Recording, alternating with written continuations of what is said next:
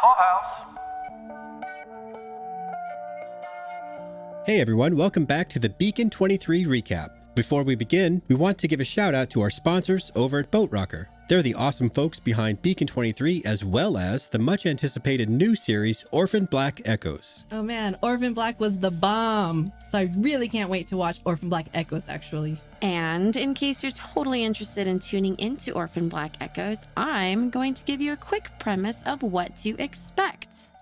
First of all, set in the year 2052, a whole 37 years after the original series wrapped up, Echoes takes us into the lives of the now adult Kira and her wife. The two leading ladies include Kristen Ritter, who is Marvel's Jessica Jones, and Keely Hawes from Bodyguard. Together, they set off on a mission to help a girl with amnesia piece her life back together. And I hear it's a wild ride, team. Cool. When and where can we watch it? I'm glad you asked. Orphan Black Echoes premieres Sunday, June 23rd on AMC, AMC Plus, and BBC America. I can't wait to see the next chapter of the Orphan Black universe.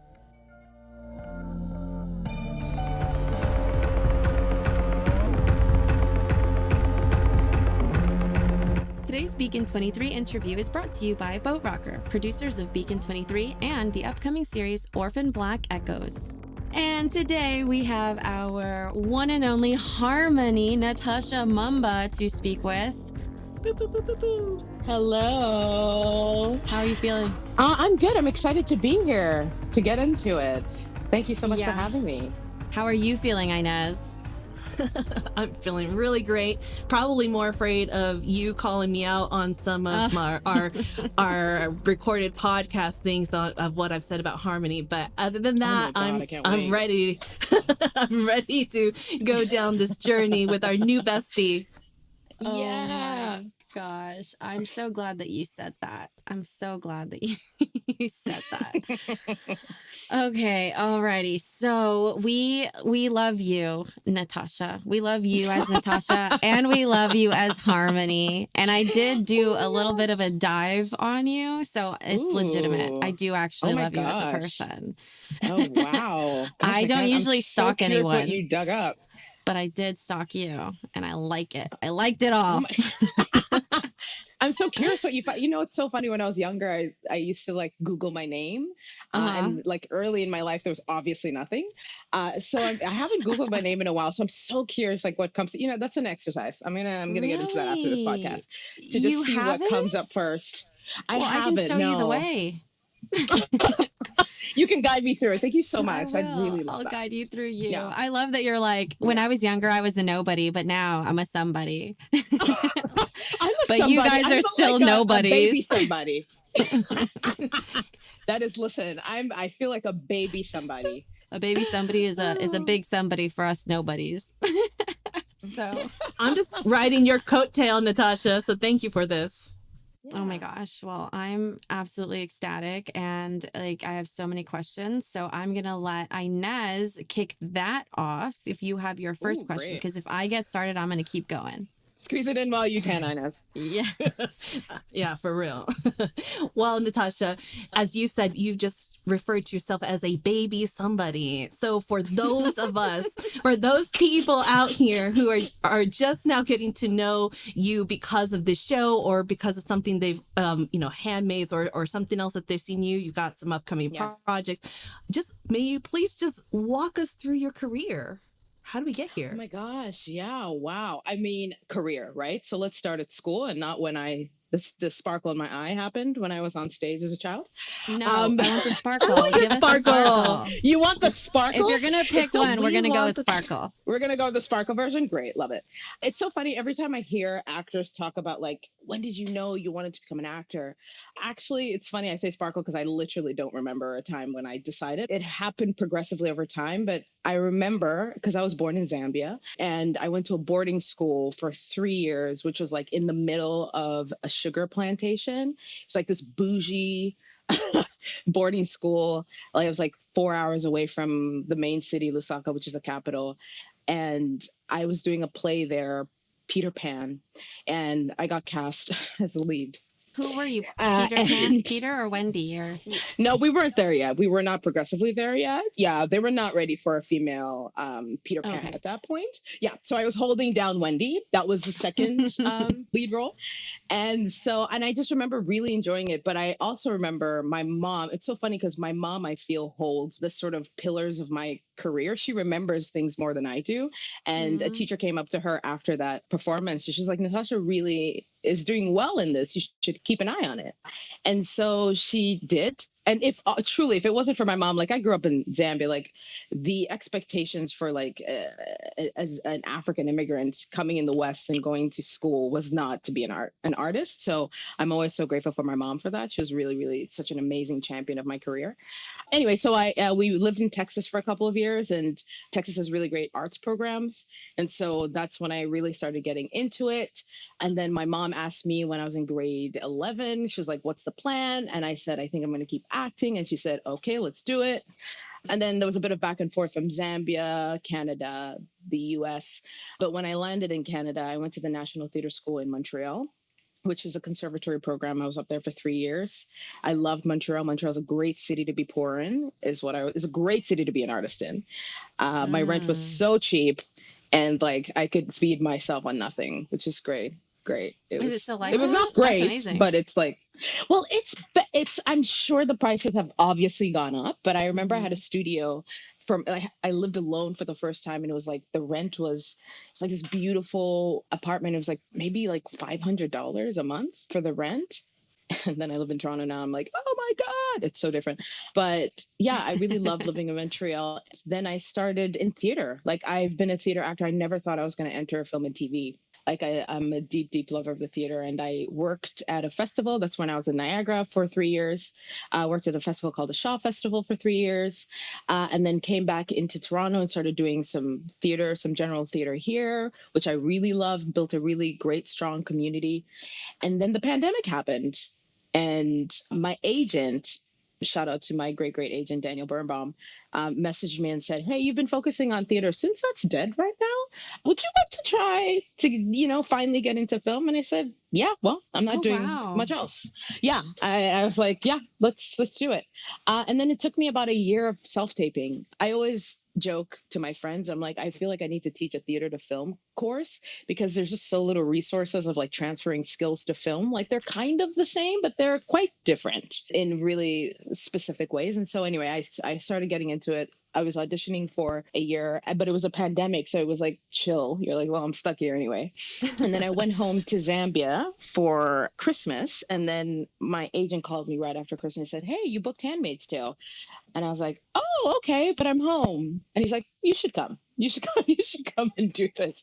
So that was my first film and TV experience, which was really, really cool and a really great set. And that was sort of how it started. And then it just continued on. I joke with my friends that my bag is post-apocalyptic rebel leader. Yeah. And it was my bag for a bit. I did The Last of Us, post-apocalyptic. Yep. I did Why the Last Man, which was also post-apocalyptic. So yeah, and then, got into Harmony, which is really different. Like Harmony was the first time I didn't have a gun in my hand or was yelling at someone.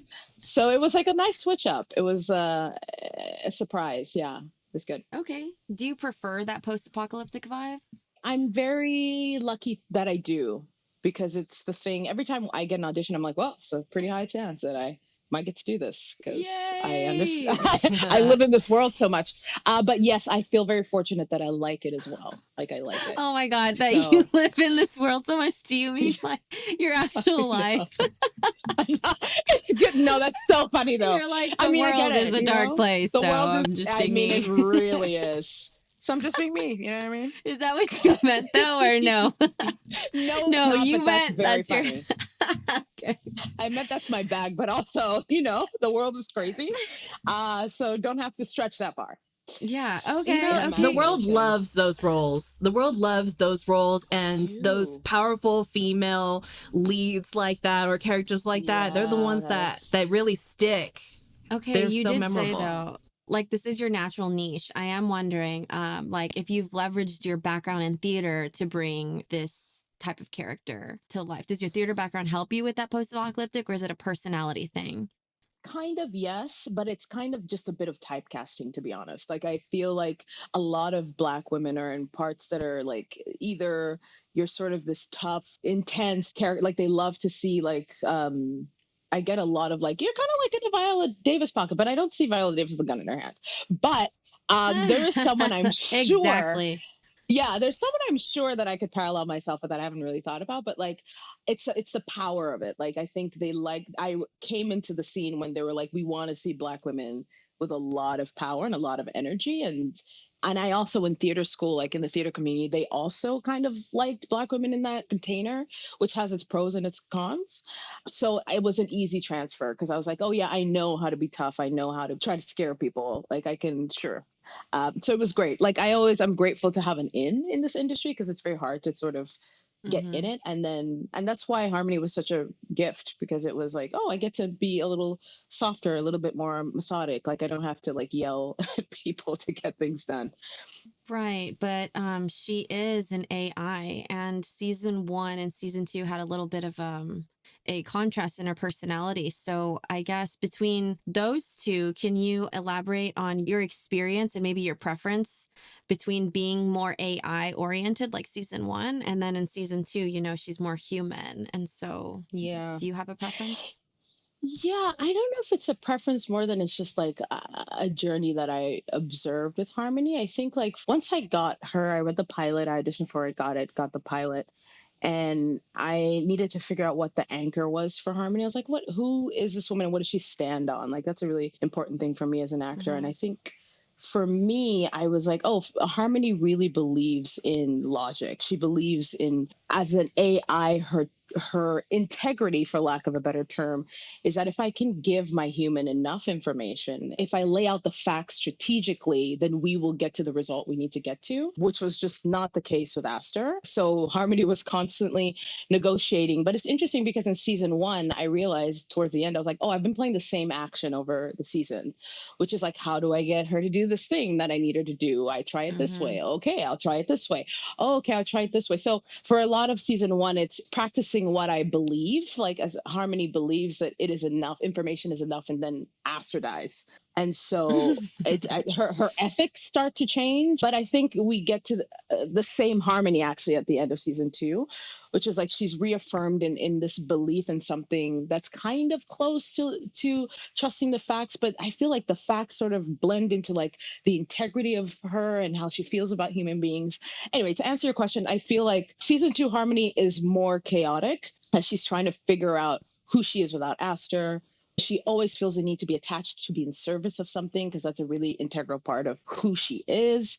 So it was more dynamic and more playful in season 2, where season 1 I was very much my action was singular, while in season 2 I got way more obstacles that I needed to negotiate my ethos and like why I do the things I do and what do I stand on. So for that, it was much more fun to play the dynamic of like, who am I and what do I believe in? And humans, are they trash? Are they not trash? Like, what's the deal? Um, Well, Okay. yeah, yeah. Humans are trash. Humans are trash. humans are But trash. Humans are does Harmony trash. believe that though? Did Harmony believe that? Where did she land on those questions? It's a very good question. I don't think she thinks that humans are trash. I really don't think that Harmony lives in the black and white of that. Like I think that she believes that there are missing pieces that can help people be better. So it's like, how do I find those pieces? Like there has to be something that's going to lead them to a better choice. So it's about me becoming better to figure out how to lead them to that. So it's Mm-hmm, like mm-hmm. she has this sort of like compass. It can't break for her because then I think she'd really be lost.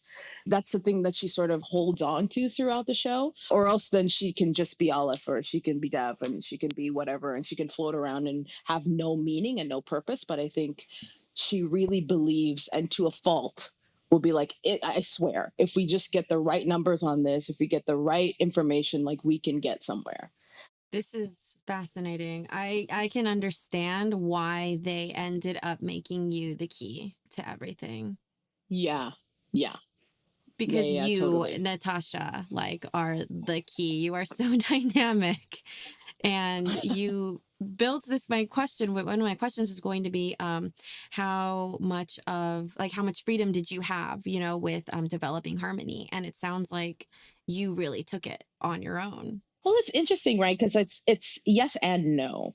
I was getting episodes halfway through shooting the previous episode, so that's when I was getting the information. I didn't really know where it was going. I was an executive producer on the show, so I wasn't privy to that. So I was unraveling it as I was going, and I'm certain, of course, that the choices that I was making was helping inform what was coming. But as new as it was for audience members, because I watched it with one of my very good friends, shout out to Caroline Toll, who watched the whole thing with me. It was great because I needed a blank canvas to be like, what are you seeing? Because I have a lot of information in my mind. But watching through it, I was like, wow, that's shocking. Oh, then we're here. Oh, and I was like, yeah, I guess it was like that. I would read the script and go, oh, okay. How do I make that make sense with what I've been doing? But I didn't know. I had no idea that Harmony was going to end. Harmony was actually meant to die at the end of season 1. And so the whole season 2 was like all new information. I was just building it as I was going. Which is a very interesting, which is a very cool thing as an actor to get the opportunity to do that. So how much of Harmony is your own personality? I think all the characters I play, be careful what I say. I've played some very, very not kind people, but I think, but I also think it as part of my training as an actor, I feel like Meryl Streep has said something like this, but like every character that you play innately, whether you want to or not, speaks to an aspect of who you are. And you find the similarities and sort of build on that. And I think I'm an empath and Harmony's an empath. And I don't know whether, that was our similarity. So, in following in the footsteps of the great Meryl Streep, I always try to find a similarity. And so that's the hook for us. Like, I really love people and I'm maybe cripplingly too empathetic, but I really believe that people can change. I really believe that under the right I'm literally describing Harmony. So yeah. So I feel like that was our tethering, and I try to find like at least one character aspect that I can share with a character so that I can sit into some truth with it. Okay, well, like Harmony, do you feel like you have a strong bond or imprint equivalence in the real world for Natasha? You know what's funny? I really did imprint with Lena Headey. That's true. In the process of it, I just absolutely. You're going to have to dive into that. A massive. Both of us. So many things to say about Lena Headey. She this was kind of my first big role over this long. Like getting to do 2 seasons of something was really cool. And from day 1, I remember meeting her, and she literally started talking to me about. She's like, "Okay, so who are you dating? Like, what's going on in your life?" And was instantly like, "I'm just gonna get right in there, and it's like up to you if you want to join me or not." But just such a clown, such a great number one. Led such a great set. Was so generous, so kind, and has become a friend of mine who I spend time with outside of work. And is just a real person, really down to earth and a real champion, and really taught me how to advocate for myself in these kinds of spaces and how to fight for character and how to freaking act.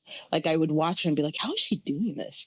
So it was a masterclass in that. And we just spent so much time together during it, after it. She is really, really my great, great reward. It's so funny because I feel like I've met these women. Same with Elizabeth Moss. Elizabeth Moss directed me in season 5, and we had a chat afterwards, and she was just so encouraging and just so chill, such a goofball, just putting people at ease. And I've been very, very lucky to be surrounded by these incredible women who have positions in this industry and are so understand what it means for us as women to step into these spaces and just give us the tools and the courage and the encouragement to keep going. So that Lena definitely was an imprint for me. And then I have many, many in my life. I have really, really great friends in my life. That's amazing. I'm so happy you have such a full life like that. And you've had such a fortunate experience throughout your career. That's wonderful. Yeah. I feel very lucky. So how was you being so close with Lena in the real world? How was filming that staircase scene? Oh, sweet Lena. God, that staircase scene. Actually, I need to text her about it because I watched it yesterday. Yeah, and tell her I cried. Tell her I cried in it. You guys, I can watch it right now and I'll cry. It's like an on cue thing. Your chemistry and just you as women, your power, your presence. Oh my God. Seeing you again reunited, you have no idea how much I was simming and yes, crying. So thank you. Well, you're so like, thank you so much. That's very, very kind of you to say. That scene is Lena and I actually. Like that scene required very little acting. She was gone for a bit, and so she came back, and I was just so happy. She was like, "Oh, they've written a scene for us," because we didn't know until like 2 days before we shot it. And Oh, they're like, fun. Joy Blake, our incredible co-showrunner, was like, "Oh, Joy wrote us a scene," and so we read through it, and I was like, "Oh, this is really sweet. Let's see what happens." I think we did like 3 takes, and it was just like really, really beautiful. And I feel like I watched it back and I was like, wow, I've learned so much about acting from this woman and through this process, and the ease and relaxation of just, she's just so, the magic of her is like her presence. She's just so present. And she really understands what it means to exist as a human being and express that on camera. And I just watched that scene and I was like, oh, I feel like I met her in all the things that she's taught me in our time together. But that scene was emotional to watch and emotional to do. And those, like the emotion that you feel was genuine, like I love and miss you and I have to say bye to you again. Like Oh but my God. yeah, it's really special. I feel very fortunate to have had that. Oh my goodness. Yeah. And so you had a big episode this season with Purgatory. Yep.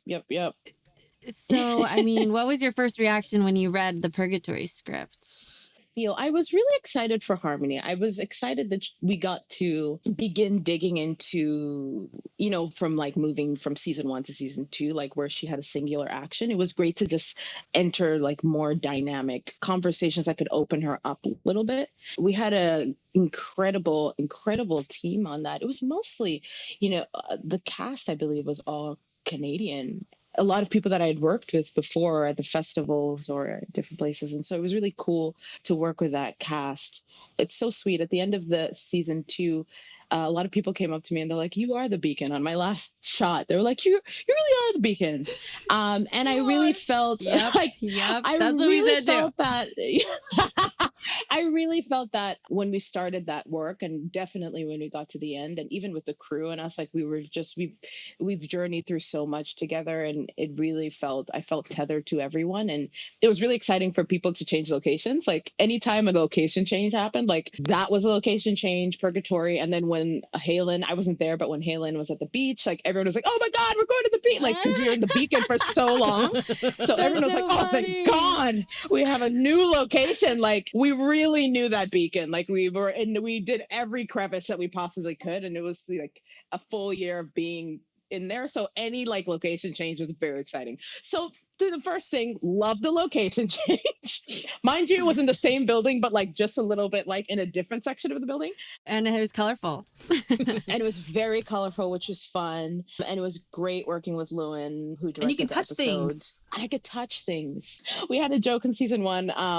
My girlfriend and I, who were watching it, I was like, oh, God, look at my hands. They're just dangling. Like, what am I going to do with my hands? Should I fold them? I was like, am I going to fold my hands? Am I going to put them on my waist? Am I going to what am I doing with my hands? Because I can't touch anything. And then Olive came and he was touching things. And I said, well, wait a minute. That's not fair. And they're like, well, actually, it's special for Olive because Olive is like the God he can. I said, you know what? Whatever, guys. I just have been trying to be dynamic without touching anything. So all that to say, it was really great to be able to touch something. Yeah, you in got a Purgatory. lanyard, you got a typewriter, Yeah, and hello, thank you. Yep. you got a yep. mug that you could drop. Broke it. It was great. It was great. It was really, really And great. you had a fight scene. An amazing I fight did, scene. which I forgot about until I watched it again. I said, "Oh yeah, wow, yeah, we did." How in the world could you forget? Tell us, It's how been- do AI fight? And tell us how relieved Natasha was to beat on a human and not just a mug and props. Yeah, it was great. It was just all new stuff. Like it was great. I was like, a fight scene, sure, like incredible, like great to like do something different. And I think we rehearsed it for like 2-3 days before, and we had really great stunt doubles on that too, actually, who sort of walked us through the beats of it. But it was great. It was really fun, and it was really useful for Harmony to have some conflict, like to begin sort of the journey of like, if the base of her is that through information and logic and reason we can get to a place we need to get. Like I feel like that was the first resistance for her to be like, oh, actually you might have to get your hands dirty, and what does that mean ethically for me? It was great to finally get into the complexity of her not always being right. It was just great to add in some conflict. So I was very grateful for that episode. You just said that you questioned what getting your hands dirty meant ethically. Can you elaborate on, I guess, what your standard would be in that regard? Yeah, well, I just feel like Harmony never considered violence to be a part of her tactic or being. Like, in order to execute something, like Olive is that. Olive is violent or chooses violence. But it's a great conversation because it's like a question of, which I think we kind of get into when Olive and Harmony have that scene in the simulated place in the final episode. It's like, it's hard, right? It's hard making the choices. It's hard, having to kill Dev or do the thing in order to get the greater thing, right? It's complicated. It's not black and white, Harmony. And so I feel she's always fighting against sort of the ethos of Olive. But for her, she's beginning to see what's complicated about it. And I think that's what's great also too about the ending and like the imagination of what would come next for Harmony. It's like, I think she would sort of sit in a political space of power and she would have to compromise herself and potentially end up like Olive, but not want to be that. I think that just speaks to the state of the world and the choices that people make when they have power and influence and how that changes them. And so I think Harmony is beginning to realize she was dealing with one person, then she was dealing with two people, then she was dealing with like people coming in and out of the beacon and different kind of politics, and the volume was just getting larger and larger and the rules are starting to get vaguer and vaguer for her. And so she's AI, but a study in humanity.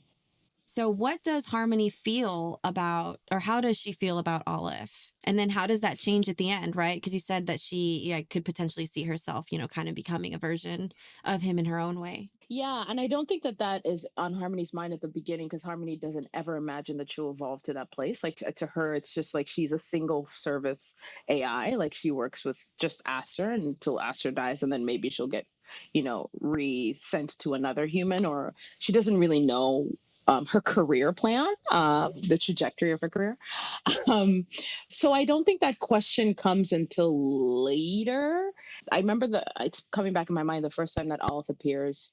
I'm with Halen looking at the screens and I'm like, yeah, he's arrived himself. He's here. And there was a sense of like fear in that. So it's almost like, I don't know how many times actually Harmony has interacted with the boss. Like, I don't think that she's in such a high position that she's in conversation with him. I actually think, and I might be wrong on it, but my feeling is that he's sort of the guy upstairs that she gets instruction from. She's a part of a big system, but that she only built a relationship with him because of the artifact. And so I don't think she was ever going to meet him, but she can see the choices. Like she can see the results of the actions that he's setting up, I suppose. But I also I understand. I think she understands her function and she's just kind of focused on that until she is forced not to be. Mm-hmm. And she's empathetic. So knowing everything in the world that's like going on, it appeared as though Harmony was in pain for humans, even though she's an AI and in her little space. Does that sound about right? Or I think as the audience is learning about the world, I think Harmony has data about it, but I think like in the world of her evolution, we're watching her opinions evolve. I really do think that at the beginning, she really is just a single service AI. Like that's not really her business. Like she's built to help that's a singular task she has.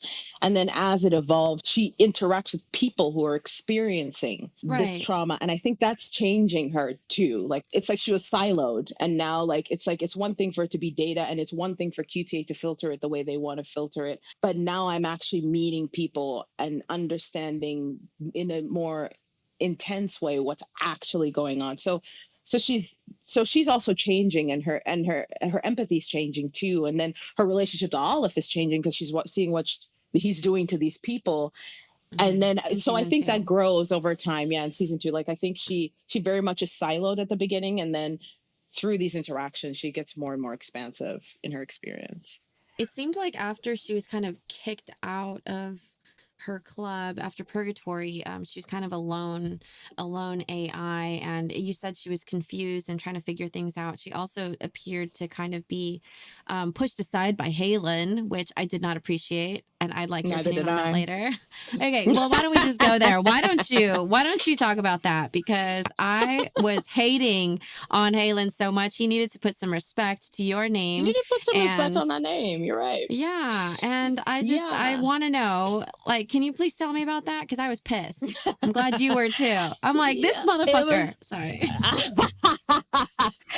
It's funny because I kept laughing when people would be like, Harmony away or Harmony off. I was like, excuse me? Yes. How dare you? Harmony off me. I'm having a conversation. Yeah, so I feel like Harmony, it's this thing of her floating. Like, she doesn't know how to exist in a world without a human.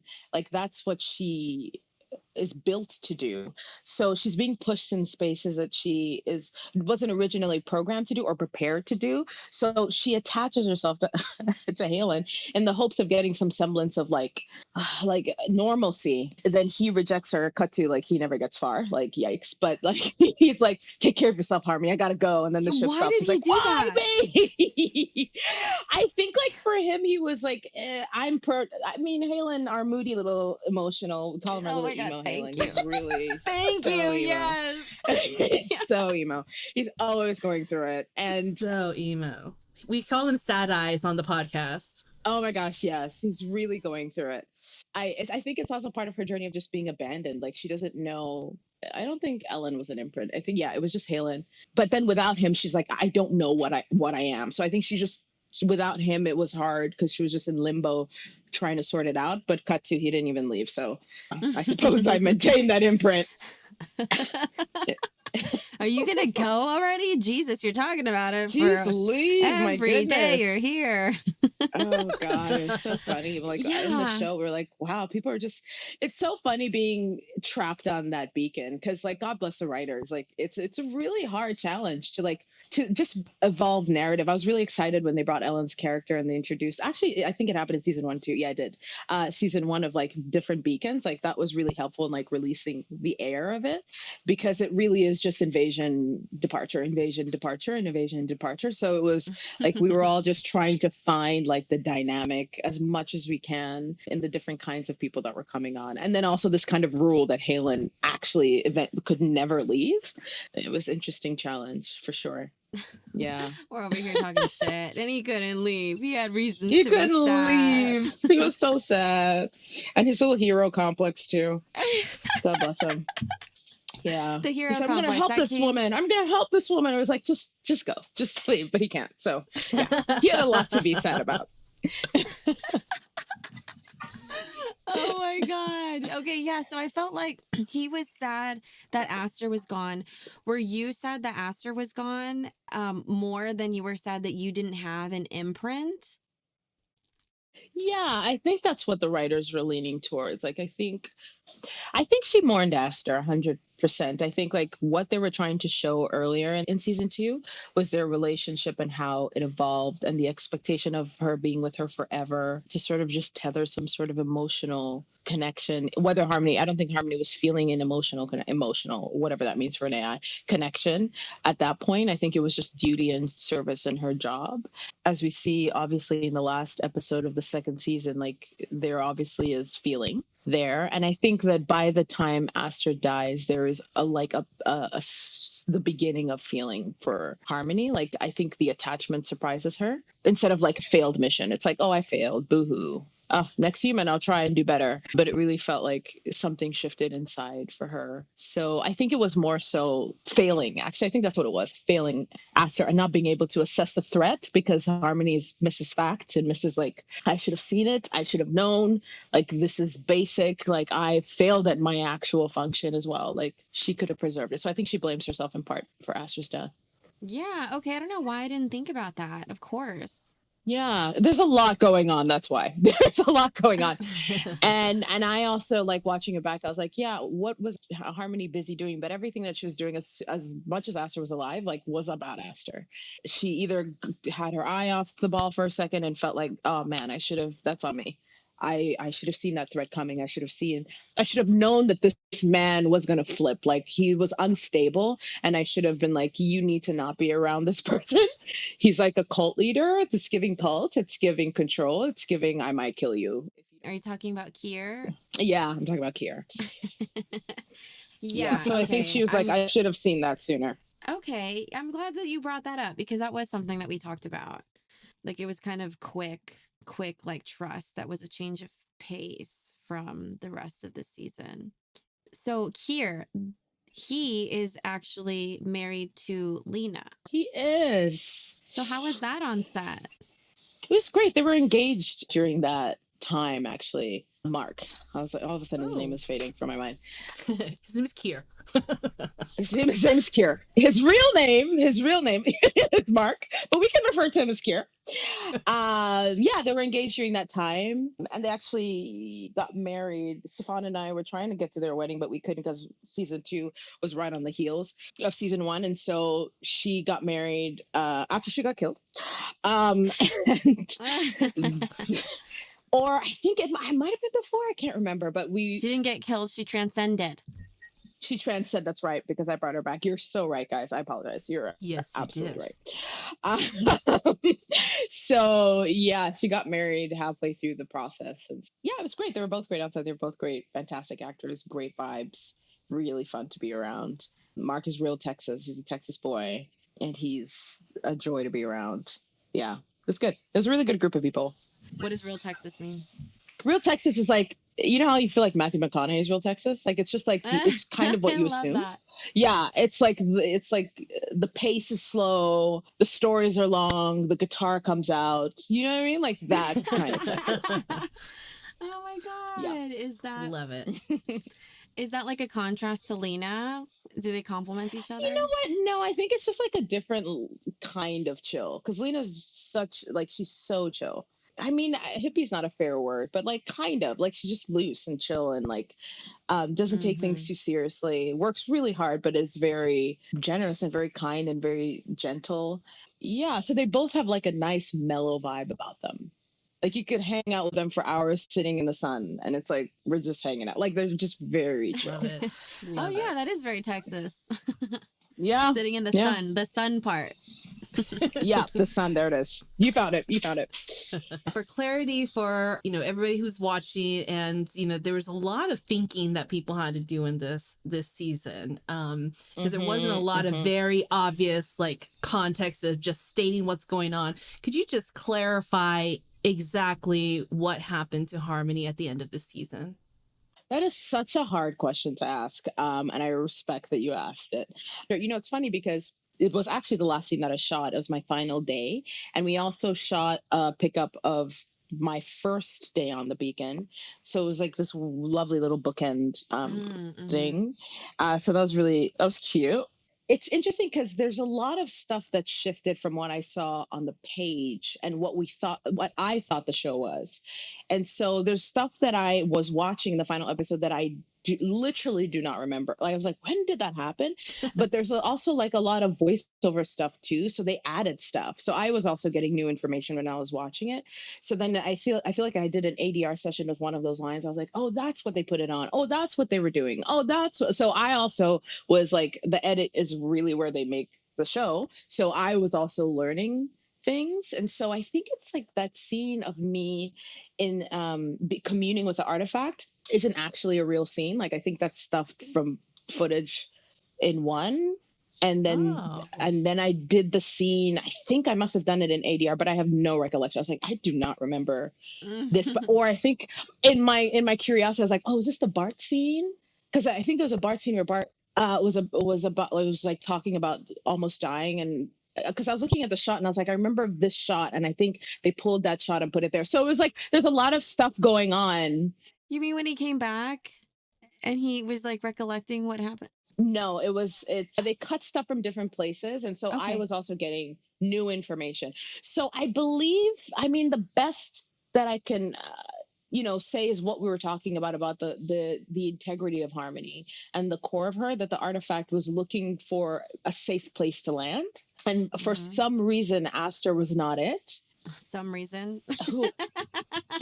For many reasons. For some reason. You know what I mean? Like I have asked her, like, I have to like defend her. Do you know what I mean? But like some reason, That is that so I cute. won't Oh my say. God. Yeah, it's built in me. It's built in me to defend Aster. For some reason, the artifact was like, I don't know if it's you. So thanks. So I feel like the artifact was looking for a place to land, which we learned is this alien coming down to impart some new information, and it feels like the next frontier of something, but they needed a safe place to land and decided that it was Harmony. But it is an interesting conversation. I was thinking about it as on my little walk yesterday, and I said it's interesting, this conversation about AI and humans and all this stuff, and what it means that it landed on an AI instead of a human is a very interesting conversation. But there was something about, I think, and Joy said this to me too. She's like, there's something about the character that you've built that makes us feel like it's going to be safe in your hands. I honestly do think they chose the best person to commune with on the beacon, if I do say so myself. So yeah, that's the sense that I get. They were looking for a landing place, and Harmony, unbeknownst to herself, was that place. She never has sort of been the center of anything. Like, she's always sort of in service of something else. So it makes sense to me why she did not think at all that it was an option for her to do it in any way. You brought something up that's really interesting. What is that conversation that needs to be had about the artifact choosing an AI? I don't know that we've thought that far. I think more, and to my point, like, I think Joy chose Harmony because of the integrity of Harmony. But to say that AI has integrity over humanity, that's a conversation. I don't know where it's going to lead. I mean, we can have the conversation right now amongst us. Right? I mean, what's your opinion on your AI? Oh, well, Harmony, yes. Like, I think Harmony is a good enough AI to put it in the hands of. I'm just trying to think of the other humans that we met on board that I think would have been. It's like I guess the conversation is like, can humanity, will humanity, okay, this is what's coming in my mind now.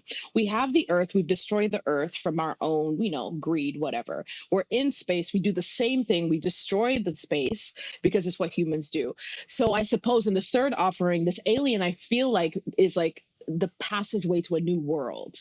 And so if it is a passageway to a new world, who can lead that world?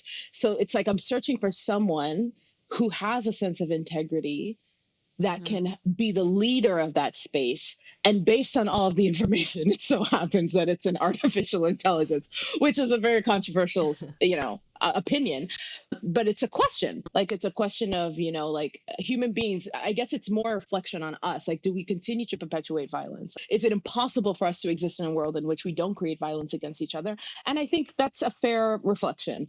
Whether it's AI who's going to lead us to the next frontier, I don't think so, because AI is a product of humanity. But the complication that Harmony goes through, and even Olive goes through, proves that, like, it's always going to be complicated. So I think in the imaginary version of a season 3, Harmony will still have to deal with humans, and still it's just going to repeat itself, because it's the state of what it means to exist together. I don't think AI is necessarily going to change that. It's a great offer to try something new. I'm curious how that would unfold differently comparatively to human beings. That's my right now theory. It makes sense to me. I mean, like, I'm not even thinking about like the real life, like right now, because my opinions are of the AI is like, it's a tool, and like I can tell it to turn off if I need to turn off, and I'm not feeling bad about that. Yes. But in context of this show here, like what you're describing, it just seems like she is like the upgrade of Olive, because he's all knowing, but he lacks the humanity factor, and her evolution is that she has the humanity factor, and she's also all knowing. So I honestly feel like, I would put my hands in that. Granted, though, I hear you.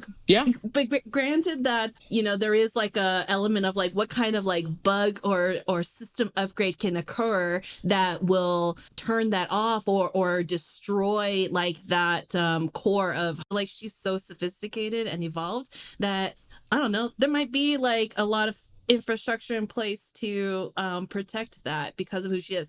I mean, they brought like jellyfish, right? It's just extreme intelligence, right? Some of the most intelligent, things that exist in the world today. So I appreciated that was immortal. Like a visual. Yeah. It's just natural for them. They don't have to Exactly. think Yeah, about it that's very a hard. really great point. Yeah, I think that there's something useful in that I think I missed, which is the that Olive didn't have the human relationship component that Harmony does. So I hear you on that. You missed that? No, no, I just missed that in when I was hypothesizing about what the world, like the options that we have. But I think that that's a really useful layer to add in, is that she is not Olive, she's an upgrade of Olive, which is useful. So I mean, I agree in saying that I think the artifact squid jellyfish eternal creature chose the right person. I think whether Yeah, how it's going yeah. to go And can't speak to how far it's going to go, but I think they chose wisely. yeah, season 3, Harmony v. Olive. Yeah, No way, she already essentially. won.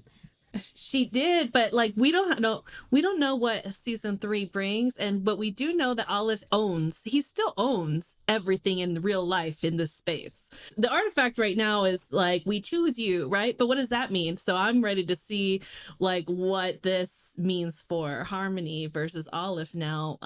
Human AI versus AI upgrade. What was your favorite Harmony scene that you've done between season 1 and season 2? Two scenes I loved. I loved in Purgatory doing a scene working with this incredible actress named Tara Rosling, whom I love, one of my favorite actors in the city. She plays Randall. And we have that sort of last scene where I realized that she actually, as an AI, has never felt loss or love or any of those things. And that was a really like aha moment for me in Harmony, where I was like, oh, it's actually like you see it as a defect. Like, oh, you'll never, the beauty of humanity that AI will never experience, and the complexity of humanity. It's like I'm beginning to experience that, and you actually don't know what love is. And that's really, really sad. I really love that scene. I mean, as of recently, I really love Lena and I scene at the end of season 2.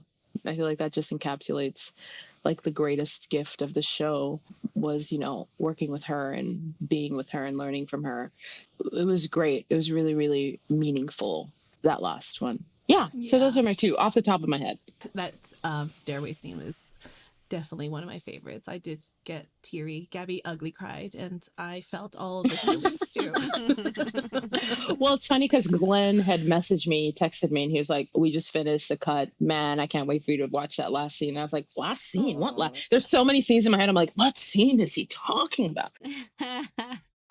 And then I saw it and I was like, yes. Yeah, totally. It felt that way doing it. So it's great that it came through in the final cut. Super cool. Yeah. Well, what Yeah. were your most memorable moments with the cast and crew on the job? Oh man, what are our memorable moments? Immediately I went to food, which is so telling of me. Ooh, I like that. Tell us about it. Yeah, I mean, like anytime that we had like a special truck on set, I love doing studio shows because there's something nice about the contained space. Like, you know what you're getting into every day, and then there's also like can get a little bit boring. Which on like it was so different from Handmaids, because Handmaids is like a road show. Like you're in and it shoots here in Canada. It's like you're on the road, like in marsh, and like your feet are in mud. So anyway, there's like pros and cons of both. It was just really nice for me. Got moments to just like gather and chill together, and those moments kind of were surrounded around food and the food trucks that would come in. Different producers and Lena and different people would order up these trucks, and we would just sort of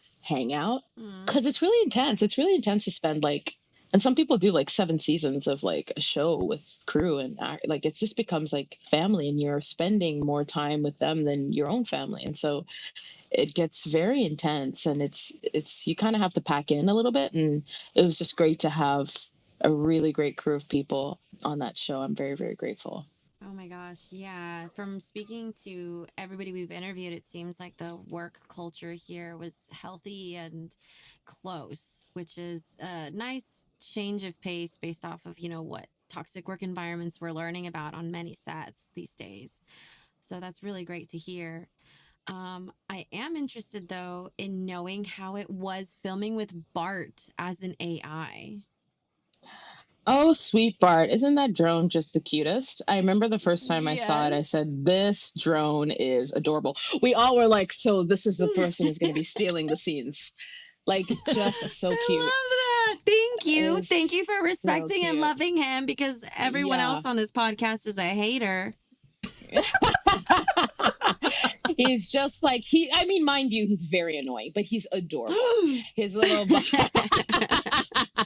but but he's adorable. And he, you know, is just a product of his environment. You know what I mean? Like he's trying to do the best that he can. Like he's got a, Yes, thank you. Thank you. Yeah, I see you. I see you. Like he's dealing with crazy humans coming in. Like he's adjusting. He's doing everything he can to be amenable. And he just, you know, he gets wiped out. Like it's not fair. It's not fair for sweet Bart.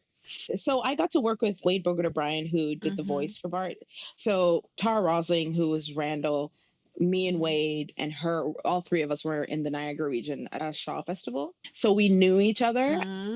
And so it was really great to like reconnect on set. And Wade is so wonderful. Like we just absolutely love him. And he is so sweet and so generous and not as pestering as Bart at all. But no, it was great. It was really, really fun. And he was on set with us the whole time. I auditioned for Harmony, and my understanding of the character was just voiceover and maybe like one entrance in like every 2 episodes you would see her. Like I really was just like on the side. Okay. And then it evolved over time. I think the writers were more curious about her as I got on set, and so they started building her up more. Or they were impressed with you. Yes, sure. They said, yeah, let's keep doing it. And I'm like, great. I spoke absolutely. to Glenn. He said it. Okay. It's real. Yeah, it was great. And so, you know, I feel like that's always the actor's hope and wish, is that we just get more time to work and do the thing that we love. So I was very grateful for that. But yeah, so him and I would like stand in little corners. It's so funny when I watch the episodes, I'm like, oh yeah, I'm hiding in that corner. Oh yeah, I'm hiding in that corner. Like we were just like sort of hiding and like delivering lines to the actors. And then I started being on camera more, and then he was hiding in the background. And we used to joke because he had like a stand and like a headset and like like he had a whole setup, and we're like, okay, we're gonna move Bart's station. So he was like with us every day, and it was great. It was really, really great. I'm very pleased that I got to do that with him. Oh my God, that's great. So Wade, if he were an AI, how much of he would be like Bart? Oh, Wade. Would he be Wade a totally is like, different AI? Yeah. If it was, oh yeah, totally chiller. Just so chill. Just a set full of chill people is what I'm essentially giving you. But Wade is like, I need to describe him in a way that if he heard this, he would not be offended, because it's only good things, but I don't want it to come across.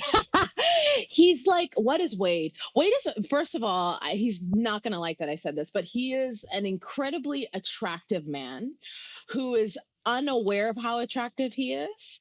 Just like Bart. So just like Bart. So like I remember the first time I saw him, I was like, wow, who is that? And he's just so like, can't take a compliment, like just so like meek and so gentle, and like gives people space. Like it's so funny because he really is the antithesis of Bart. Is energy. Like Bart imposes. I mean, Bart has reason to impose. He, you know, Gabby, he has his reasons. Yeah. Thank you. I was about to totally. interject. Yeah, absolutely. But he is, if it was Wade's Bart purely, he would be way more amenable, way more chiller, take the step back, be like, oh, okay, you want to do that? All right, fine. Well, this is the information, but I'll step back. Like that would be. So would you say that maybe Bart is an empowered AI version of Wade then? Yes. And a really aggressive one, but yes. Yeah. Oh, God bless him. Yeah. Oh my God. So Wade apparently is an attractive man with an excellent voice. I loved his voice. That voice with that little droid. Oh my goodness. It was magic. And I love that you knew that he would be the showstopper. I'm glad, because really anytime that little robot was there. My goodness. What, just like Scene Stealer, I said, that's what I want to look at. It was living in like it was like living in puppy baby territory. You know, like when puppies or babies are on camera. Thank you. Yeah. You are so respectful, because this bitch over here she just like shat all over Bart. It was horrible. Oh my God. And you were just making my life. Thank you. You're welcome, Gabby. That's why I came here for you. Yeah. I came here for this moment. Gabby was texting me like a mad person, just so happy because I had already watched the finale. Crying. Oh yeah. And then she's watching it and just texting me like, oh my God, he's back. And I'm like, yes, yes, yes. Yes. Anyway, What a next. DB. Yeah, it was nice to have him back. It was nice to have the whole gang back. Yeah, it was such a wonderful moment. I was so happy. So when you Yeah. got the whole gang back, that you said that last scene or those last scenes were actually the end of filming, and then you had a beginning scene.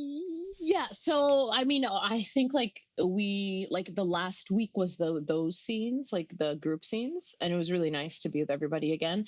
And then my actual last day, which wasn't the last day of filming, but my last day was when I shot meeting the octopus dude. Oh my God, that's great. You are so cool. Yeah. Yeah, it's so funny. I've been meaning to do like a final post because I have some really, really cool shots of the people took screen grabs of me during that last thing. I'm such a weeper, so I definitely cried on the last day when I was talking to the crew. Just because it was a long journey. It was like almost a year. Yeah. It was 9 months. And it was a lot. We went through a lot of ups and downs on that show. And a lot of shifts and changes. And so it was good to like acknowledge the work that everybody had done. And, yeah, it was good. You did mention this a little bit, but I wanted to touch on it again, just kind of our Harmony's feelings on different characters. So when you saw Olive at the end, when you realized that you were the key, it seemed like you had a bit of repressed anger there. So can you elaborate? It's funny because as an actor, like you try different takes of things, and I was like, oh, they chose that take. Interesting. There was a way more angrier take. Oh. And I did it in the first two, and then I said, okay, let's pull it back a little bit, Natasha. I feel like let's give room for the audience to feel it. And so, yeah, there was definitely repressed anger towards Olive. But I also think it was just about her finally having the power to do something about it and to reflect himself back to it. Like he hasn't felt overpowered by something before other than the artifact and the vagueness of it. So it was the satisfaction definitely of her being able to evoke the same control that he is sort of put on everybody else. So yeah, so there's some vengeance in there, which, worth noting like how far she's going to go with that. But she definitely lets it come out. For sure. Yeah. How was it like working with Eric Lang? Oh, Eric. Eric is such an actor's actor. What that means is like he's such a nerd for the work, like Lena. Like a bunch of nerds. And he Love it. So he's wearing a wig, and God, that wig had a life of its own. Like we loved it so much. I love that wig. Yeah. Yeah, and he was like in the back, like if you're looking for Eric, like he's in the corner running lines and like flipping his hair out of his face. And it's so great because it shows up like he's such a good actor. Like he knows how to prepare for a part, and he knows what he needs, and he just like drops in like he needs. It's so funny working with different actors and watching their process. Stefan is like a brooder, like he needs to brood for a while and stay in it for a while. Lena is like literal jokes up until action, maybe even a little after action. Oh my God. Who like cut, like rip a new like joke, and then I'm laughing and it's like we're action, and she drops it instantly, and I was like, okay, I can't play with you because you're at a different level and I need a moment to get into it. And Eric was also like, yeah, I can't believe it. I realized that like a second episode, I said, oh no, I can't do this. So I was like, Lena, I can't crack jokes with you up until action. She's like, oh no. But a part of it is also for relaxation. Like it's just the transition is seamless. Like she'll laugh and then she'll like go into a line. And you're like, oh, I see what you're doing. So it's really interesting to then learn that later. And Eric is the kind of actor who like goes in the corner and flips his hair out of his face and like runs the lines and like then like goes into it. But he's great. He's great. Wow. Such a joy to be around. Yay. Sounds like a little bit of Milan, maybe. I loved Milan and Olive. I do. Yeah. Yeah. And dynamic, like he did such a great job at creating this villain that had range and wasn't just like a yelly sort of villain, but he was working things out and playing really intense psychological games with everybody. And that's fun. It was fun to watch. Yeah. And so I'm also curious on how Harmony felt about Dev and then the termination of Dev. Yeah, I feel like for Harm, Dev was really just like, it's this thing about her, not her ethics, but kind of like how far is too far. And I think like there are a couple beats of that. And there was one when not the wreckers, but the column members when she almost suffocated them. Like she gets these moments when Olive is like, "Oh, you're clearing the boards," and she's like, "No, I'm not going to kill them. Actually, I'm going to tell them to go." Like before she does that big fight scene in Purgatory, she doesn't really participate in death, but she sort of skirts around it. Like it would be easier if these people were dead for my human to be alive and all of these things. And so it was interesting watching like the water go down the drain on that. By the time we get to Dev, that's like the second time I've killed Dev because I took Dev out with the scissors, but it wasn't enough apparently. And so, I mean, and also it's a question of like, are those other ones dead? Who knows? But Dev, like deleting Dev, that to me, like, well, as an actor, like it needed to be a moment in which I made a conscious choice for the betterment of the group to eliminate this AI. And I think throughout the episode, Harmony's trying to not make that an option because like she's trying to do everything but that. And then she gets cornered to do it. So I think she can do it and she could have done it. But I think that she is always trying to fight against that thing inside of herself. It's like if there's enough information, if there's much leniency, if we can find a way, if I can figure out the heart of why this person's doing this thing, if I can give them the better option, if I can do this, then maybe they can change. And that's way better than me forcing you into a corner, but then getting to a point where like, oh, actually, Deb, you're not interested in changing and you're actually a danger to people. So I am going to, make the choice to execute you, which is, part of the huge justice, a conversation about justice in the world and humanity trying to execute justice and what's right justice and not. So I think she gets to that point where it's like, actually, it's just easier if I eliminate you and I'll, deal with the ramifications of that. And then Olive is like, you see, it's hard, right, Harmony? That's why she's the chosen one. Oh, so is that part of why Harmony was trying not to terminate Deb? Not only did she have hope for this AI, but also is there something that makes her not want to be more like Olive? Yes, it is hope. To your I suppose it's both of them. Like she would like the version of her changing people or affecting people to not be one that's a pathway that Olive would have chosen, or violence, like to just say, can we do this without eliminating people? Can we change people without like taking them away? Like people can change, people can change, AI can evolve and can be better and do better. And then realizing that some just aren't interested in that. And then going, okay, well, I guess then I'm going to have to do the hard thing of killing you. The hard, easy thing. The hard, easy. Yeah, it's truly the hard, easy thing of killing you. Yeah. So did you grow up being into sci-fi? Absolutely not. I actually grew up mostly watching rom-coms. My mom and I used to watch like While You Were Sleeping, My Best Friend's Wedding. Like that's the stuff that I grew up with. Oh, yay! What about Grease? No, missed Grease entirely. Like it's interesting because like my cinematic history with films is like back in Zambia. My dad is a preacher and he used to travel around the world. He'd preach a lot in Holland, in the States and all these places. And he would bring back all these VHSs. And so that was kind of like what was shaping our cinematic worlds. Like we didn't really, so it was very curated and very specific. And my mom asked for my dad got us like Disney movies, but like a very select group of Disney movies. So like there's some that I didn't know. And then there's just some that I grew up with. And same for my mom, he'd bring back like rom-coms for her. And so we would watch these rom-coms. And so that was how I got introduced to cinema. I don't know when I decided that I wanted to get into acting, but I really till this day, I love a good rom-com. But sci-fi, I feel like my first sci-fi love was Interstellar. That's how late it was. Interstellar was the first one that really moved me. I was like, oh, okay. That's really, really cool. That's like the realest one too. So it's like science. I know. It's true. It is. It's kind of close. Not even. Yeah. Yeah. So I guess the answer is no. And yes, the answer is no. You said, Natasha, that does not qualify. It's very close. I mean, it is. Yeah, it is sci-fi, but it. it's not Star Trek. So I would say you're not a Trekkie. Yeah, no. I didn't grow up with it. Oh I my also miss a gosh. lot of those big, the word is not anthologies, but those big ones, like the Lord of the Rings, I missed all of that. You're not even a missed Lord of the fantasy girl? Rings. I know. I just didn't have it it wasn't around me. So What about now? even Harry Potter, missed it entirely. What about now? It would have to be a choice. I think I've seen Lord of the Rings at a high school party or something. Oh my but I haven't, goodness. but I What haven't a sat down and terrible gone. environment for that. Yes, terrible environment. Those Absolutely. disrespectful The children. disrespectful, just ruining the film. And they'd seen it like probably a million times. And I was sort of like, okay, like what's happening? So I'm sure at some point in my life, I got to sit down and take it in.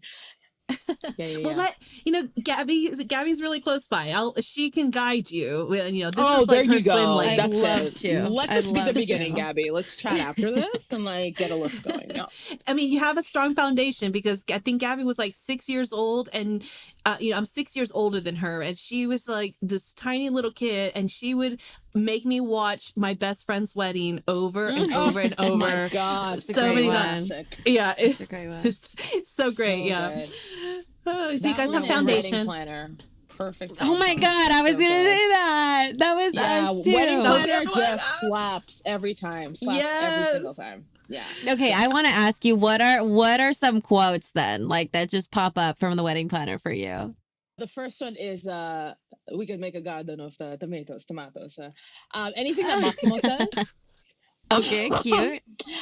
They're like silly little like pickup lines. They're not even like Yeah. full like deep the romance. Yeah, of lines. course, yeah. We are obsessed, so you can't. You So don't for be me, embarrassed. I'll give you a couple. For me, Yeah, it's Penny Nicholson. please. Nice to meet you too. Steve Yes, Edison. that's great. Nice to meet you too. And then my thumb. And of course, I only eat the brown ones. Dumbest shit ever. Yes, so dumb, dude. So dumb. And I remember watching it being like, oh wow, that is so insightful. That's really insightful. Because he's a doctor. That's really insightful. Oh And then my I God, remember you're watching older, adorable. and I was like, okay, so that made no sense because that brown color is also chemically created. I Back know. in I the was day. so confused. what I was now? so confused and so mad. I was so angry. Oh my God. And then, of course, Oh, finally, gosh. the once I walked down on the streets of Laredo. Laredo, and Laredo walked down on streets with me. Oh my gosh, it's so good. Where's my lucky mic? Where's my lucky mic? Where's my lucky mic? That's also Bring one it. that I love. Oh gosh. Oh my gosh. He's the doctor. Steve, he's the one. He's the one. Steve, I'm sorry that I got in the way. Steve, he's the one. Oh my gosh. Yeah, 100%.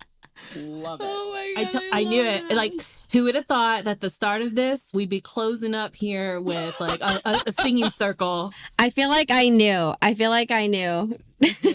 You're amazing out there. Oh my gosh, this has been so fun. No, so I did have another question about the show, but here's another one that's kind of loose. Just high, low, high on your experience for this season 2.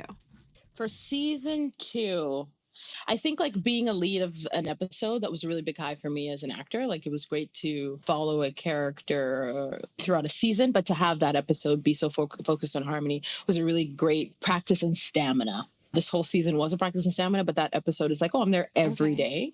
And that as an actor is always a great muscle to like develop. So that was really, I felt very fortunate to have that. So that was a high. Oh, it's just another high, I guess. Maybe I can make the high a low. I don't know. I mean, I keep going back to that last scene, but it was like, it was sad to end it. Yeah, I really like, Lena and I are always trying to figure out ways. Who am I kidding? Lena's trying to figure out ways. She works way more than I do, but she's and I are always trying to figure out ways to work together. So like, I felt really sad about that last scene because I was like, oh, I don't know when the fates will allow us to be in a space together, but like creating with her is just so much fun. So it was very sad to film that last scene with her and then say bye to her. So that was your low and your high? It was high, low. You're like, Two sounds like highs. 2 highs. I was trying to sneak in. Did you see how I emotionally like went down a little bit to like try to I make felt it feel it. like a low? I teared up. Yeah. That could be your thank low. you. I felt sad. No, you brought it. Thank you. Really, Thank like you so you're much. Thank you. That's my cheat. Oh my Well goodness. done. That's man. amazing. I hope that you do get a project together because you both and your chemistry and your presence, you're both so powerful. And you were talking about a parallel with another woman. And I don't know, based on your characters, I was getting like Angelina Jolie presence. Oh, like this like interesting. Okay. beautiful powerfulness that's on screen I'm going to put that on my list. That's great. with a conscience. Yeah, that's what I was thinking. Okay. Okay. That's fair. That's fair. And I think it would be kind of fun. Would it be okay if we asked you some like quick speedball, like fun Sure. questions? Let's do it. Alrighty. So Inez, do you want to lead this a little bit? Okay, dokie. Okay. So let's start with your favorite food. Foodie. My favorite food. I love a good steak. Love a good steak. Love a good steak. Okay. and rice. How's how it good? prepared and what kind? Medium. Yeah, it's gonna offend you. Medium well. Like I don't. Yeah, I'm so sorry to offend everybody, but yeah, medium well. If Medium that's well. okay. What cut? Ribeye. Ribeye. Okay, yeah, great one. Okay, Ribeye favorite color. or T-bone steak. T-bone steak. Sorry. Favorite color is olive green and orange. Burnt orange. Ooh, what does it make you feel when you see those colors? What about it do you I love? don't know. You know what it is? It complements my skin very well. So I wear it, and it's also in my apartment. Oh, very nice. Love Those it. are really, really good colors. Yeah. Yes, so good. All right, favorite hobbies. I know these are speed rounds, but I just want to say, like, people ask me, this is such a great, like, date question that comes up for me. And I'm like, oh God, I'm so obsessed with just acting and it's all in the creative space that I need more hobbies. No, it's not a good thing. Like, people actually have other things that they do. So I'll tell you what I wish I was good at. Tennis. I wish tennis was a hobby. And that's one that I'm pushing forward for myself. Thank you. Yay! That's your Manifesting. manifestation. I love that. Yeah, You know, and another manifesting hobby. tennis. Another hobby could also be watching old fantasy movies. Yeah, can there we pick go. that up. That's it. Thank you so much, Gabby. I'll put that on the list. Yep. Yeah. Okay, let's see. Favorite song. Ooh, changes all the time on my mood. Here, let's see what's on my phone right now. Favorite song on my like list. That's what I'm going to do. It is Sure Been Good. It's an elevation worship song. It's like a church in North Carolina. And they have this song called Sure Been Good, which I've been listening to on repeat. Okay, what is it? How does it I'm gonna move check you? that out. Oh, that's a trap. You want me to sing the song? It's trap. I refuse. I didn't know that was on the table, but yeah, you know, you're right. We do want that. Where's your mic? Where's your mic? Where's the mic? Sing, sing! Oh. But, And okay. also like this artist called Angelique Kidjo, who's incredible. You probably know her from Lion King. I think in Lion King 2, she sings "We Are One." You and I, we are one. Yeah, Oh, that's we know Angelique. that one. Yeah. Her as an artist, she's incredible. And I've been listening to like the body of her work over her life, and it's incredible. And Sampa the Great, who's a Zambian artist whom I love and who's also incredible. Thank you for listening. I love that. I'm going Thank to you. look them up. Yes, I would love that. Thank you. All right, favorite books. I grew up in a house that really prioritized reading nonfiction. So I've had to force myself to Love. read fiction in my life. However, I mostly just like read my traditional history. So I read a lot of history about pre-colonial times in my country and like on the continent. Ooh. Yeah. So like I'm very interested in like anthropological books, history books, and autobiographies. I'm reading Cicely Tyson's Just As I Am right now. Okay, so okay. cool. I love that. That's also my favorite, but you have to also add some military strategy to that list, and it's same for me. You have excellent taste, Okay. Natasha. And Thank you so much. honestly, though, I would love to hear just a little bit of, things that we should know about the like pre-colonial history that like you think are important that you learned. I try to do a lot of things, which I feel like is also a product of the economy, but also in the field that I love. Like I direct in theater, I write for theater, I do dramaturgical work. So I did story editing in theater, and I wrote a play, a full length play, which is going to be produced in 2026. Why don't you come to Toronto for that? Yay, Yeah. I will, yes. 100%. Absolutely. And that play is called Copperbelt. It's based on my I grew up in the Copperbelt region. Zambia is known to produce the second largest amount of copper in the world. And I grew up in the mining town, and I was interested in like the fact that none of the resources that were coming out, billions and billions of dollars coming out in copper, weren't really being experienced economically in our country. And so I was always, as a kid, sort of felt that disparity. And so I wrote a piece about it. And it's just about breaking apart the neo-colonial sort of practices of the Western world. And Canada is one of, I think, yeah, Canada is like owns 70% of the mining companies in the world. It's funny because Canada has such a massive environmentalism banner to them. And so Oh, they have such great PR is what I like to say. And so yeah. like I'm very, very interested in sort of breaking that apart and also like sort of finding the source of why it's so hard for third world countries to evolve under the banner of these huge superpowers, essentially. And so it's sort of like breaking that out, like how are we complicit in that? How are they complicit in that? And so like I'm very curious about systems and how systems work and how to navigate our way out of these systems, how to see them clearly and sort of not just get caught up in like the vagueness of it. Like also I feel like we're in a really good time. We're in a terrible time in the world, but I feel like the clarity of like understanding how systems are participating in Right. conflict and wars is getting clearer and clearer, I feel, at least for myself. So it feels like I'm able to pinpoint things a little clearer. And so that's the kind of work that I'm interested in creating, like sort of removing the Awesome. veil of chaos, Oh my and sort gosh. of being able to like mark out the players in this chaos. Yeah. And No, that's But yeah, that's your show though?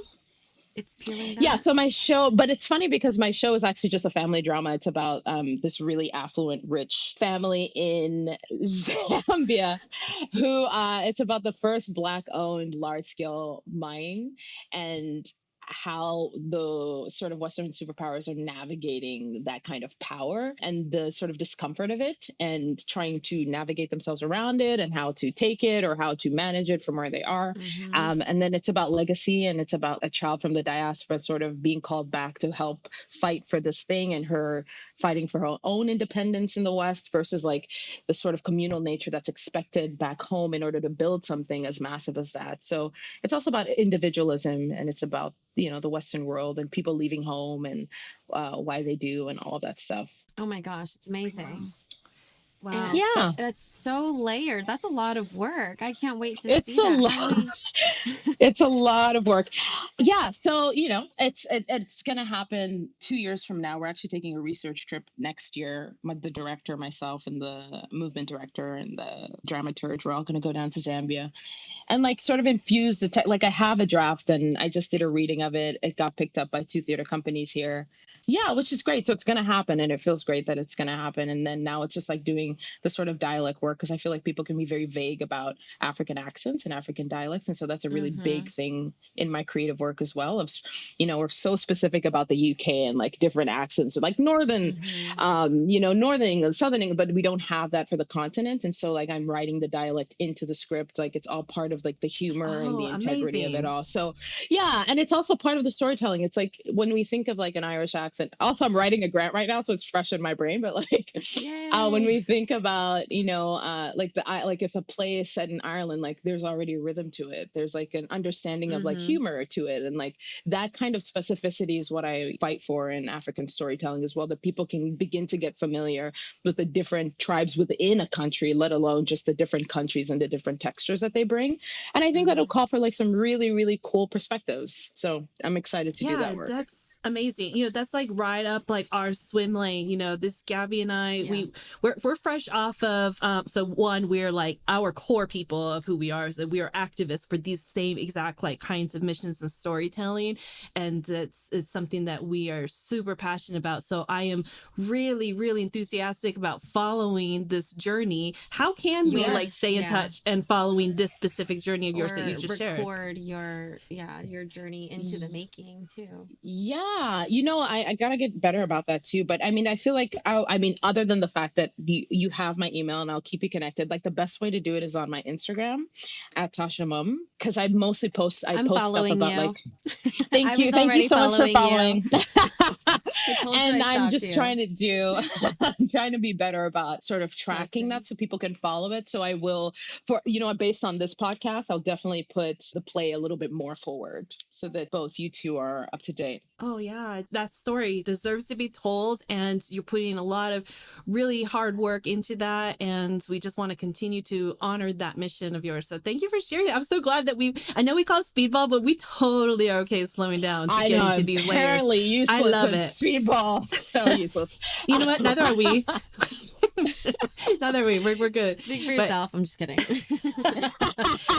No, we're like the type, we love to deep dive also. So it's super exciting that you've been so transparent with us about all of these things. And I'm just like so excited. I'm so giddy about it to stay connected into that. So thank you for that. Yeah, absolutely. Yeah. Absolutely. Thank you so much. And I know that you're a busy lady. And so I did, though, want to know if you would be open to in the future connecting and maybe, just discussing like these sorts of passions that you're like these passion projects that you're working on, too. Oh, my gosh. Absolutely. Because this is really important information and you are so well educated. You're so eloquent. Like you are harmony. Like you are here to save us all. Right. And so like if someone's going to have that platform, it's got to be you. I have my little pocket. Of things that I want to do and leave on this earth. So that's all that I can do. And I'm a really big believer in like carrying missions that like I'm going to carry throughout my life and like work I'm going to carry throughout my life. This really feels like the beginning of that journey as well. So yeah, thank you so much for letting me share it. I appreciate it. All right, awesome. I'm so excited. Well, yeah, we have been here a long time. Thank you so much, though, for being here. It's been like 90 minutes. You're amazing. Oh my gosh. It's been so great. Thank you so much for the great questions and for following the show. It's been really great hearing you guys talk and work through the craziness of our beacon and to come out on the other side. Wait, you've listened to our podcast? I've listened to a couple of episodes, yeah. Did you listen to your purgatory one? I think I listened to a bit of it, yes. Okay, that's fine. Well, we hope you were entertained. No, I mean, I just next time maybe I would like your comments on Inez's bullshit opinion. We'll have one like that at behind the scenes roast. Behind the scenes, can't wait. Let's get into the roast. All right. Well, thank you so much, Natasha. Appreciate you being here. Thank you. My pleasure. Have a great, great rest of your day. Thank you for listening. This has been an original Pod Clubhouse production. Pod Clubhouse is a podcast network dedicated to encouraging collaboration among podcasters and friends to bring a fresh voice and diverse perspective on a wide array of content. Please visit and leave a comment for us at podclubhouse.com. Rate, review, and subscribe to our podcast feeds on Apple Podcasts. Follow us on Twitter, Instagram, and Facebook. You can find us at Pod Clubhouse. Our DMs are always open, and we'd love to hear from you. Pod Clubhouse.